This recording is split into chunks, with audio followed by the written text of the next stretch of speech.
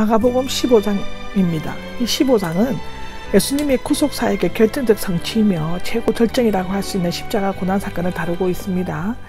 우리 그리스도인들에게는 이것이 제일 중요한 것입니다. 예수님에 대한 재판은 크게 유대인의 신문과 로마인의 신문 두 단계를 거치게 되어 있었습니다. 누가는 중간에 헤롯의 신문을 첨가시키고 있습니다. 유대인의 신문은 첫 번째는 대제사장 안나스 앞에서의 사전 신문이요, 두 번째로는 현직 대제사장의 가야바와 사내들인 앞에서의 신문이었습니다. 세 번째는 밤새워 진행된 회의를 마감하는 의회의 마지막 행동인데요.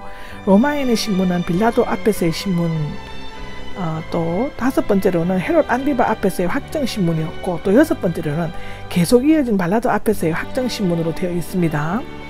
1절과 5절의 얘기는 유대인 공회에서의 사형을 결의할 수 있지만 그것을 선고하고 집행하는 것은 빌라도의 권한이었습니다. 그들은 빌라도의 도움을 받기 위해 예수님을 묶어 끌고 가서 그에게 넘겨주었다는 것입니다. 를 보면 이른 아침에가 나옵니다. 순환주간의 마지막 날인 금요일 새벽입니다. 공회의 정식회의가 낮에 모이게 되어 있으므로 유대인들이 밤중에 예수님을 신문한 것은 사실상 불법이었습니다. 그래서 이제 사내들인 공회는 밤에 내린 사형 선고를 합법화하기 위해 이른 아침에 모두 모였습니다. 함께 의논을 하였는데요. 지금까지 예수님을 반대하고 그를 괴롭혔던 율법학자, 즉 바리새인들이었는데 그들이 주로 제기한 것은 성경적인 문제였습니다. 그러나 예수님께서 성전을 청결케 하심으로써 제사장들을 이루어진 사두개인들은 자신들의 권위와 이권에 심각한 손상을 입게 되었습니다. 이제 그들은 예수님을 종교적인 신성모독죄가 아니라 반역죄라는 정치적인 구실을 붙여 로마 권력에 넘겨주기려 했고, 사도행전에도 그리스도의 제자들을 핍박하는 주요 세력으로 등장하였습니다. 여기에 보면 예수님을 묶어가 나오는데 쇠사슬로 묶어의 뜻입니다. 원래 쇠사슬로 묶어 호송하는 것은 흑영을 언급받은 흉악범일 때에만 행해졌는데 인류의 죄를 짊어지신 예수님은 철저히 죄인 아닌 죄인 취급을 당하셨습니다. 이사야 53장 7절 8절을 보시면 됩니다. 사랑스러운 손길로 병자들을 치유하시고 어린아이들의 머리에 손을 얹어 안수하며 축복하시며 허기진 배를 채워주려고 빵을 제공하시던 예수님이 결박당하고 자신의 거룩한 성 예루살렘으로 끌려다니며 고난당하시는 것은 참으로 충격적인 역사의 모습들 중에 하나이죠. 그의 몸은 인간들의 영혼이 자유함을 얻도록 하기 위해 결박당하셨습니다. 아멘. 2절입니다. 2절을 보면 빌라도가 나오죠. 10년 동안 제5대 유대 총독으로 재임했고 연도는 AD 26년에서 36년입니다. 주로 지중해 해안에 있는 가이사라에 거주하였습니다. 6월절에는 유대인들의 민족주의적인 감정이 폭발하여 종종 폭동화하기도 했는데, 그래서 총독은 성서편에 있는 안토니아 요새에 머물면서 치안을 지휘하였습니다. 자세한 것은 마태복음 27장 2절에 주석을 설명드렸습니다. 6절에서 15절에는 예수님께서 사형 선고를 받으시는 것에 대해서 마태복음 27장, 누가복음 23장, 요한복음 18장에 언급되어 있습니다. 7절을 보면 바라바가 나오죠. 마가는 바라바에 대해 비교적 자세히 언급하고 있는데 그 이유는 마가복음이 복잡한 법적인 면에 특별한 관심을 가졌던 로마에게서 기록되었기 때문이라고 추측되어집니다. 바라바는 실제로 로마 정부의 반란을 일으켜 붙잡힌 자였습니다. 그런데 유대인들은 전혀 반란을 일으킨 적이 없는 예수님을 같은 제목으로 고발하였죠. 인간의 기본적인 양심과 법적인 상식까지도 전혀 무시해버린 무법과 불법의 극치였습니다. 바라바에 대해서는 마태복음 27장에 16절에 설명드렸습니다. 이 절을 보시면 유대인들의 왕이 나옵니다. 이 질문은 비꼬는 듯한 일종의 풍자였죠. 빌라도는 예수님의 무죄를 확신하고 있었기 때문에 무리가 그 전 인류의 승리의 입성 때문에 환호하면서 그들이 왕으로 받아들이기만 한다면 자신의 책임을 모면할 수 있다고 생각하였습니다. 그러나 무리들은 그를 십자가에 못 박으시오 라고 하고 소리 지릅니다. 다시금 그는 도대체 그가 무슨 나쁜 일을 했느냐 하고 그의 무죄를 변명하듯 주장하였습니다. 실로 빌라도의 마음이 여리고 우유부단한 인물이었습니다. 그는 예수님을 재판했지만 실제로는 자신이 재판을 받았습니다. 본디오 빌라도에게 고난을 받으사라는 사도신경의 한 부분을 외울 때마다 그는 끊임없이 역사적인 심판을 받고 있는 것이라고 기록되어져 있습니다. 14절입니다.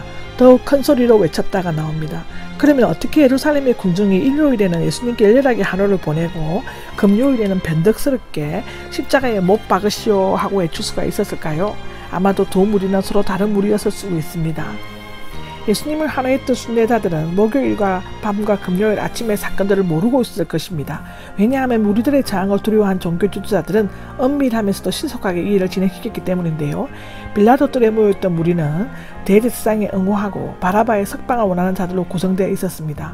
이미 대제사장들은 무리를 부추겼다는 말은 지진 대변동에서 유래되었는데, 대제사장들이 지진을 일어났을 때처럼 무리들을 크게 동요시켰음을 나타내고 있습니다.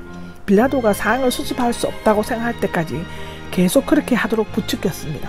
안나세의 종들은 돈까지 나눠주면서 예수님의 사형을 요구하도록 선동할 수 있다고 어떤 사람은 기록하고 있다고 합니다. 저들에 보면 바라바를 풀어주고 예수님을 넘겨주었다가 되어 있는데, 총독이 그렇게 한 것은 무리를 만족시키려고 한 것이었습니다. 살인자를 놓아주고 죄 없으신 하나님의 아들을 채찍질하고 십자가에 못 박도록 넘겨준 것은 인류 역사에 있어서 가장 어리석고 수치스러운 행동이 아닐 수가 없었습니다. 사도행전 3장 13절에서 15절을 보시면 됩니다. 16절입니다. 16절에서 20절에는 로마 군인들이 예수님을 조롱한 것에 대해서는 마태복음 27장에 말했는데요. 누가는 빌라도가 예수님을 헤롯에게로부터 보냈고 헤롯과 그의 군인들이 예수님을 업신여기고 조롱했다고 기록하고 있습니다. 누가복음 23장 4절에서 12절을 보시면 됩니다. 16절을 보면 들로 끌고 가서가 나오죠. 군인들이 예수님을 들로 끌고 갔다는 것은 그 전에 바깥에 있는 무리들 앞에서 총독이 채찍질한 것을 의미한다고 합니다. 11절에서 32절까지 얘기는 예수님께서 십자가에 못 박힌 것에 대해서는 마태복음, 누가복음, 요한복음에 언급이 되어 있습니다. 21절을 보면 알렉산더와 루포의 아버지인 구레네 사람 시몬이 나옵니다.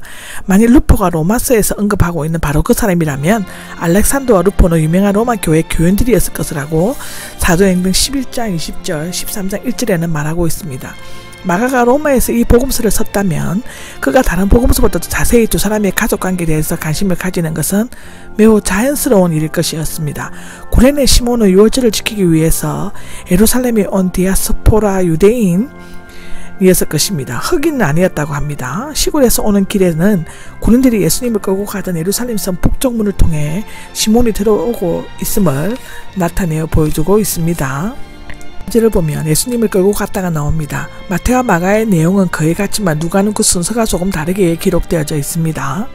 25절을 보면 아침 9시가 나오는데 원문에는 제3시로 되어 있고 로마 시간, 즉 우리 시간과 같으므로 아침 9시입니다.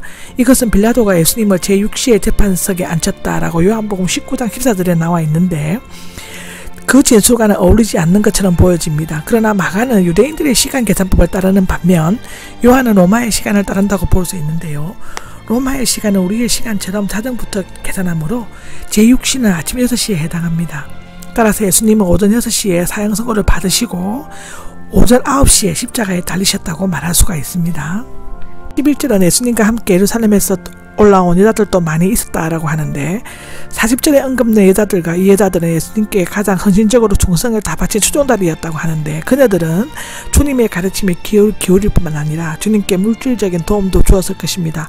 그녀들이 십자가 곁에서 끝까지 있었고 무덤에도 처음으로 찾았던 충성스럽고 헌신적인 여자들이었다고 기록되어져 있습니다. 제가 45절에 보면 벌써 죽었을까 의아하게 생각하고가 나오는데, 이 부분은 마가에만 나오고 있습니다. 여기에서 빌라도는 예수님께서 그렇게 빨리 죽으셨다는 것을 의아하게 생각하고 백부장으로 하여금 알아보게 하였습니다. 일반적으로 십자가에 못 박힌 죄수는 극심한 통증과 목마름 굶주린 곤충들에게 시달리다가 며칠 위에 서서히 숨을 거두게 되는 데 있었다고 하는데, 사실상 6시간 만에 운명하신 것은 보기 드문 이적과도 같은 일이었습니다. 사형권과 사형수의 시체로 로마 정부의 권한 아래 있었기 때문에 죽음이 확인되어야 시체가 식구나 친구들에게 인도되었다고 기록되어져 있습니다. 47절입니다. 47절에는 어디에 모셨는지를 지켜보고 있었다라고 했는데, 아마도 여자들이 매장지를 잘 보아둔 것은 예수님의 시체에 향유를 바르고 가려고 생각했기 때문이었을 것입니다. 여성의 섬세한 배려의 흔적을 찾아볼 수가 있습니다.